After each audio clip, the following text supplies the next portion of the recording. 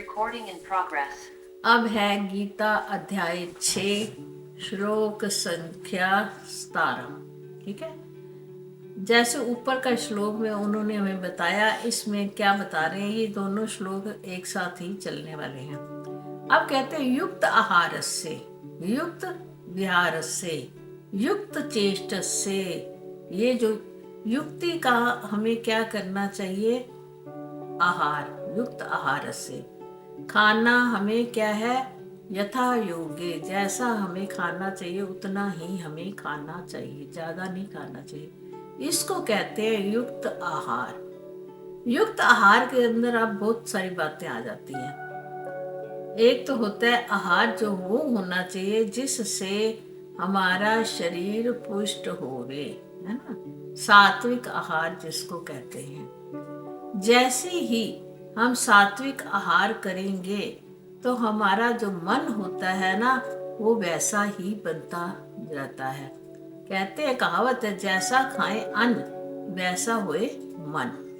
अब मन ही तो सबसे ज्यादा है जो नियंत्रण में नहीं आता। अगर हम राजसी खाना खाते हैं, आप सबको पता है राजसी खाने में क्या क्या होता है, खट्टा मीठा तीखा, जो क्या करता है, या नॉन वेज कह लो, जो ये हम खाने खाते हैं ना, इनसे हमारे मन में ना बहुत असर पड़ता है। आप किसी दिन बिल्कुल हल्का सा खाना खाओ और सात्विक भोजन खाओ, जिससे कि आपका क्या हो, सिर्फ शरीर को फायदा हो, पर जीवा का स्वाद उसमें नहीं होता। जीवा का स्वाद सात्विक आहार में बहुत ही कम होता है। तो यहाँ कह रहे युक्त, जो आहार तुम्हारे लिए युक्त है, जो तुम्हारे को युक्त होना तुम्हारे लिए भले वाला है, जो शास्त्र ने हम मनुष्यों के लिए बनाया है, वो वाला आहार हमें करना चाहिए। 56 भोग श्री कृष्ण ने हमारे लिए बनाए हैं, 56 भोग, और एक आहार पशुओं के लिए बनाया, मांस। देखो, पशु जो होता है वो मांस को ही सबसे ज्यादा प्रेफर करता है, शेर कभी कुछ और नहीं खाता।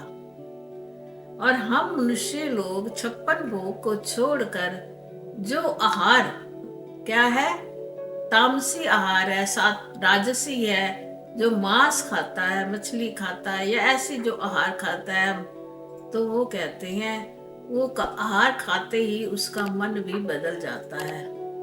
उसके मन के अंदर की चेष्टाएं जो होती हैं ना, वो और तरीके की होती है। और सात्विक व्यक्ति जो सात्विक भोजन करता है, उसकी जो चेष्टाएं होती हैं वो कुछ और तरीके की होती हैं। इसको कहा युक्त आहार।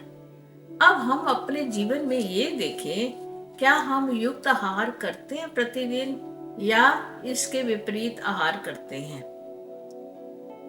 अगर हमको योग साधना है, परमात्मा से मिलना है, परमात्मा से अगर हमें मिलना है, तो हमें भोजन भी बड़ा ही सात्विकी और हल्का भोजन करना चाहिए। भोजन स्वाद के लिए नहीं करना चाहिए। भोजन, शरीर ये परमात्मा का घर है, इसमें मेरा परमात्मा बैठा हुआ है, इसलिए इसका पालन पोषण करना मेरा कर्तव्य है, ऐसा जानकर हमें भोजन करना चाहिए, जिससे मेरा ये शरीर चलता रहे, मेरे शरीर की आयु 100 साल तक रहे। अगर हम शुरू से ही अच्छा आहार करते हैं तो हमारी आयु अच्छी रहती है, 100 साल जी सकते हैं। परंतु हमारी जो आयु पता छोटी क्यों हो जाती है, कि हम खाना पीना उल्टा कर लेते हैं, गर्म पे ठंडा, ठंडे पे गर्म, तीखा, कभी कुछ कभी कुछ। जो हमारे अंदर की ऑर्गन्स होते हैं उनको वो वहाँ पे प्रभाव डालता है, वो खराब होने शुरू हो जाते हैं। अब किसी को मना है कि ये वस्तु नहीं खानी, आपका यह डाइजेशन पावर ठीक नहीं है, और वो खा लेता है, तो क्या होता है, बीमार पड़ जाता है। जैसे बीमार पड़ जाएंगे, ऑर्गन्स और वीक हो जाएंगे। तो कृष्ण के कहने का तात्पर्य ही यहाँ पे ये था कि हे जीवो, तुम युक्त आहार का भक्षण करो, जो तुम्हारे लिए युक्त है, जिसको कहते हैं सात्विक आहार। जिसको योग को साधना है, उसके लिए सात्विक आहार बहुत ही जरूरी है। जिसको परमात्मा की प्राप्ति करनी है, अपने स्वरूप में स्थित रहना है तो उसका मन पहले क्या होना चाहिए, शांत होना चाहिए। मन शांत तभी होता है जैसा हम भोजन करते हैं। देखो एक दूसरे के ऊपर सब चीजें निर्भर करती हैं, है ना। तो इन्होंने कहा युक्त आहार से। अब चलो तुमने आहार को तो युक्त कर लिया जैसा कि शास्त्र बताते हैं। अब विहार से यानी एक व्यक्ति सुबह से लेके शाम तक संसार में फंसा हुआ है। अभी मुझे यहाँ जाना है, अभी मुझे वहां जाना है, अभी मैंने ये करना है, अभी मैंने वो करना है। विहार में बहुत सारी बातें आ जाती हैं। जब अपनी आयु में जो 4 भाग बताए गए हैं, भगवान ने इसलिए 4 भाग ही कर दिए हमारी आयु के, कि एक 3-4 साल के बाद 25 वर्ष तक तुम्हें अपनी विद्या ग्रहण करनी है।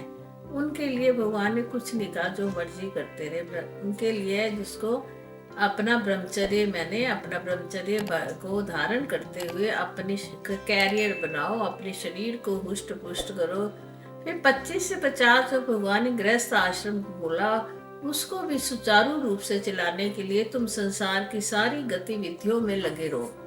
परंतु अब 50 से जब 75 के हो जाते हो, 50 शुरू होता है तो थोड़ा थोड़ा संसार से अलग होना शुरू कर दो। संसार से अलग होने का क्या मतलब हुआ कि धीरे धीरे अपना जो सर्कल है उसको कम करो, क्योंकि मैं अगर इसी में उलझा रहूंगा तो परमात्मा से योग कब करूंगा, परमात्मा से मिलूंगा कब, अपने आप से कब मिलूंगा, अपने स्वरूप में कब स्थित होऊंगा। अगर मैं बहिर्मुख ही रहा तो अंदर कब जाऊंगा। बाहर क्या है, संसार है। अंतर क्या है, अंतर्मुखी होना, परमात्मा से योग करना, परमात्मा से मिलना, ये होता है अंतर्मुख। अब होना क्या है हमें, अंतर्मुख। और दृष्टि कहाँ है, बहिर्मुख। तो जो बाहर देखेंगे वही तो अंदर आएगा। बाहर मैं जो घटना देखता हूँ, जो परिस्थिति देखता हूँ, जो स्थिति देखता हूँ, वही स्थिति मेरे मन की बन जाती है। अभी जैसे हमने सुना कि उनके बच्चों को ऐसा हुआ, तो एकदम मन कहाँ चला गया, मन के सामने वो बच्चे आ गए, वो एक्सीडेंट आ गया, घटना आ गई, तो हम उलझ गए, है ना। ऐसे जब हमारा दायरा बहुत बड़ा हो जाता है, जब संसार हमारे अंदर आगे पीछे घूमना शुरू हो जाता है, तो हम उसमें फंसते ही हैं, छूटते नहीं हैं। उस सब चीजों का प्रभाव हमारे हृदय देश पे पड़ता है, और हृदय में मेरा परमात्मा रहता है। तो परमात्मा कहता है ये तो मेरा पास नहीं है, पास होते हुए मेरे से इतना दूर पड़ा हुआ है, अभी तो इस संसार के बंधन में फंसा हुआ है। तो हमें क्या करना है, विहार यानी जो भी हमारा बाहर का है विहार, उसको कम करना है। बिल्कुल नहीं छोड़ सकते ना, समाज में रहते हैं तो कह रहे युक्ति का खाओ, युक्ति का बाहर जाओ, घूमो, और युक्त चेष्ट से। अब हमें क्या है, हमारे अंदर इतनी कामनाएं हैं, इतनी इच्छाएं हैं मन में, हम फिर उसको पूर्ण करने के लिए सारी चेष्टाएं, जितनी क्रियाएं होती हैं हमारी, उसी को पूरा करने में हम अपना समय लगा देते हैं, क्योंकि कामनाएं हमारे भीतर बहुत हैं। अब एक कामना उठी, एक तरंग उठी मन के अंदर, उसको पूरा करने के लिए हमने चेष्टा करी। चेष्टा होती क्रिया करी, है ना। जैसे ही हमने क्रिया करी तो क्या हो गए, फंस गए। एक क्रिया के बाद दूसरी, दूसरी के बाद तीसरी। ये जो चेष्टाएं है ना, वो हमारी फिर चलती ही रहती है, छूटती नहीं है। तो कृष्ण कहते हैं अगर तुमने मुझको प्राप्त करना है तो ये व्यर्थ की चेष्टाओं से क्या हो जाओ, दूर हो जाओ। ज्यादा चेष्टा मत करो।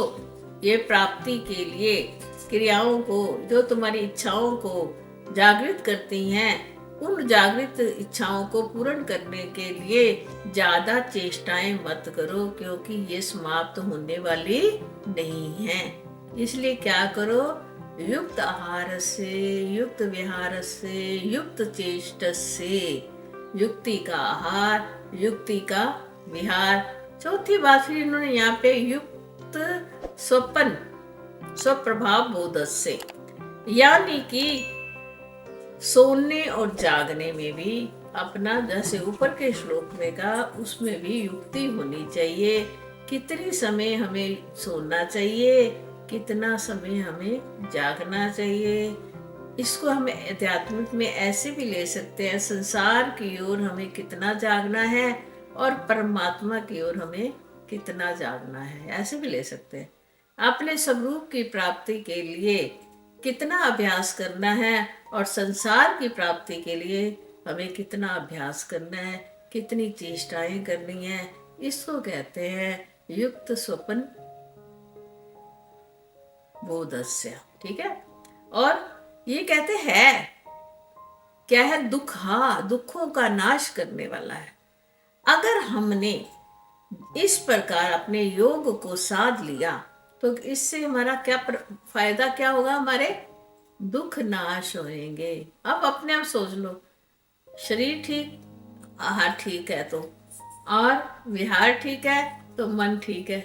अब जिसका शरीर भी ठीक, मन भी ठीक हो गया है, और जो संसार की तरफ से कम है और परमात्मा की ओर से अच्छी तरह से जाग रहा है, तो उसका योग जो है वो जब परमात्मा से योग कर लेता है, जिसको परमात्मा मिल जाते हैं जीवन में, फिर उसके पास तो कोई दुख शेष बचता ही नहीं है। इसलिए इस योग को ये भी कहा गया कि ये जो योग है, परमात्मा से मिलन वाला जो योग है, ये हमारे सभी दुखों का नाश करने वाला है। इससे हमारे सारे दुख नाश हो जाते हैं। यही आहार विहार चेष्टा हमें करनी चाहिए। हरि ओम तत्सत, हरि ओम तत्सत।